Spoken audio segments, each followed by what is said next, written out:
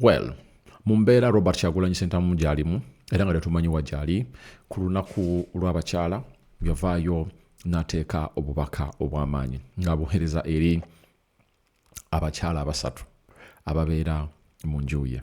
Bwe twogera ku bantu abasatu tuba tutegeeza Barbie Itungo, okitegeera, tuba tutegeeza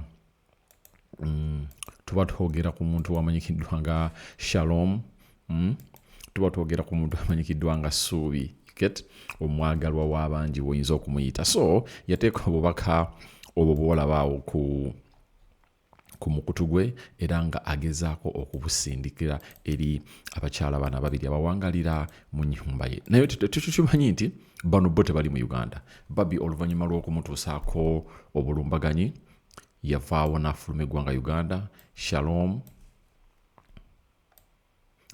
ye yali yagenda dda kuba asomera mu US, ate ne mwana muwala amanyikiddwa nga Ssuubi naye yali yafuluma dda nga tetunagenda na byakulonda. Jjukira Bobi Wine bwe yali ava ayina yali ava, abantu ne bagamba tuwe Ssuubi n'abagamba Ssuubi ali wa jjajjaawe era embeera bw'etyo we yali. Kati nno ku lunaku lw'abakyala Robert Kyagulanyi Ssentamu yavuddeyo n'agenda ku mukutu ogumanyikiddwa nga X n'ateeka post eno ku mutimbagano gwe n'agamba, a very happy Women's Day to these special ladies in my life and to all the women out there.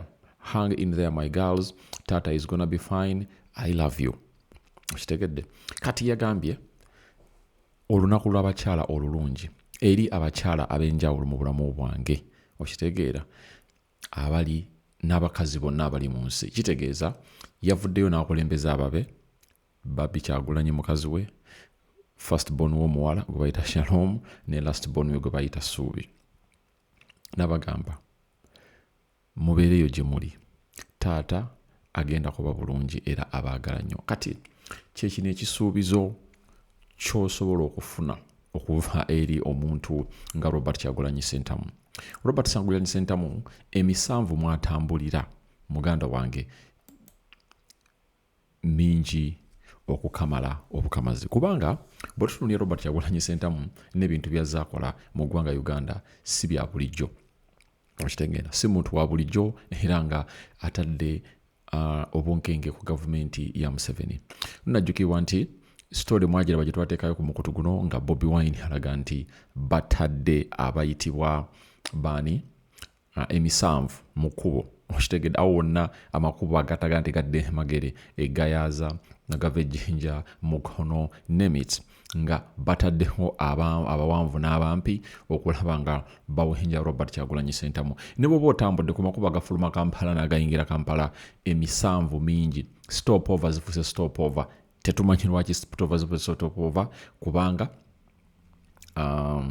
mu nsi engunjufu bali badde vayo ne batugamba nti we are doing this because of ABCD, okitegeera, naye batugamba tebamunoonya. Naye ate emisanvu gifuuse emisanvu mu kkubo. So Robert Kyagulanyi Ssentamu akoze ekisuubizo eky'amaanyi eri Barbie Kyagulanyi, Ssuubi ne Shalom mbu taata agenda kuba bulungi. Embeera gy'alimu teri agimanyi. Nalabako omusajja amanyikiddwa nga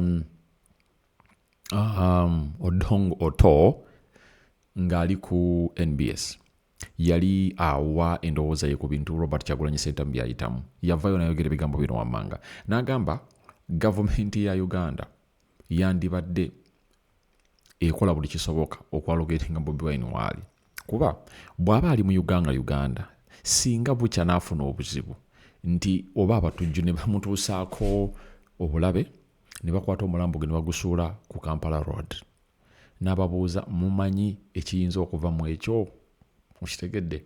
Yalinga confirming nti Bobi Wine yakwatanidde abantu maybe obuteekalakaasa, okitegedde, because Bobi Wine nakyabirivingira mu agamba nti tusobola okwekalakaasa naye omukulembeze n'atavaako, okitegera. So he's like bantu bangi beekalakaasiza mu nsi yonna naye omukulembeze teyavaako, okitegera. Ngenda ku example omwaka oguwedde e Kenya bajenzi kye beekola mukimanyi, okitegeera, naye Ruto yavaako teyavaako. Ngenda ku example endala, Iran bayikalakasiza ndowooza omwezi mulamba abantu obukadde n'obukadde bano nga bali ku street.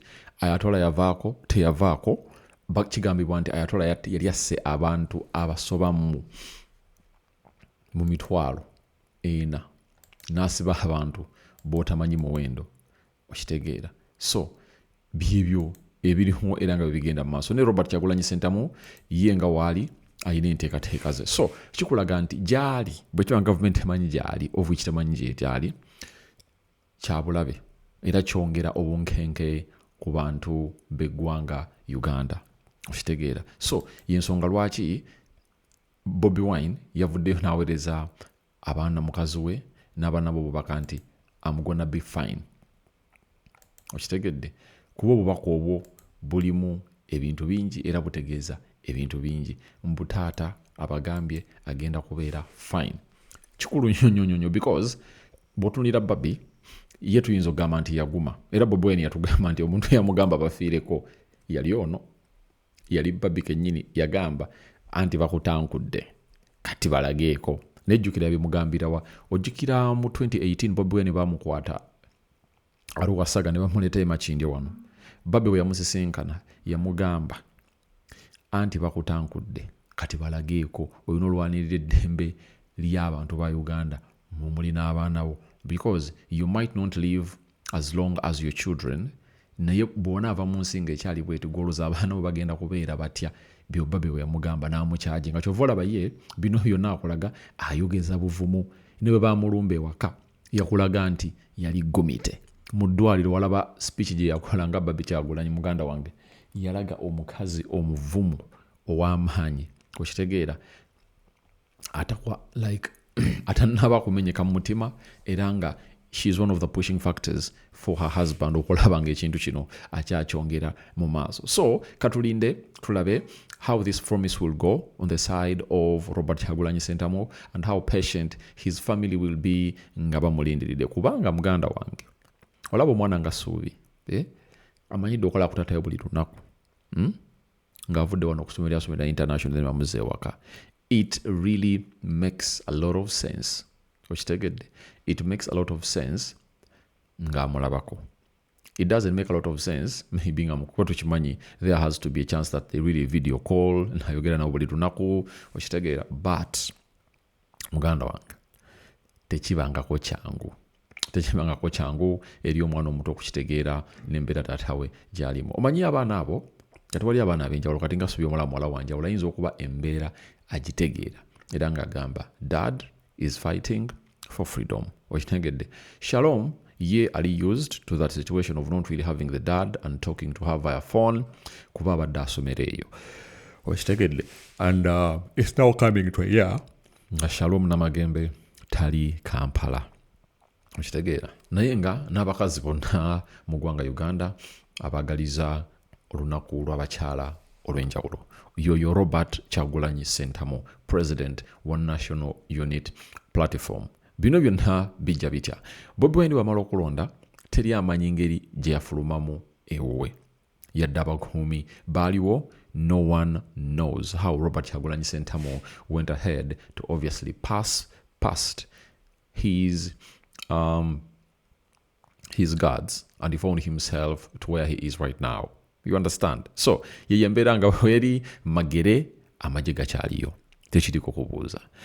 Vice President wa Eastern owa National Unit Platform gwe bayita Honorable Patrick Nambeshe yavayo n'agamba nti eri bagitanize into barracks. Jukira olunaku olumu yagendayo ng'ayagala ku checking out onto the facility of his president, that is Robert Kyagulanyi Ssentamu ali Magere. Yagaanibwa okugendayo, okitegedde. I think even the leader of opposition went ahead obviously go there ne bamugamba ssebo nedda tonja kugendayo. So yembeera eri wali Magere eraliikiriza naye ng'amazima ga Katonda mu ggulu teri amanyi wa Robert Kyagulanyi Ssentamu gy'ali. Ka video ke yasembeyo okuta yatulaga nga ali ku mwala ng'ali mu kulya ffene yoyo Kyagulanyi Robert Ssentamu. So tulindiridde tulabe ekiddako kuba ffe wano kuva Strange tukuleetera buli kimu nga bwe kirina okutambula. Mwe bali kutulaba era nga nkimanyi nti munyumirwa embeera eno gye tubaweerezaamu era nga mwe bali kututuusa ku mitwalo 10,000 subscribers. Guys, That's a very huge milestone. Era mbasuubiza, we will never forsake you and will never let you down. Era mukontinue okusubscribinga, naye bwe subscribing, hitting the notification bell. Kuba notification bell is important. Every time we upload a story, eba ekutuukako mu bujjuvu. We out.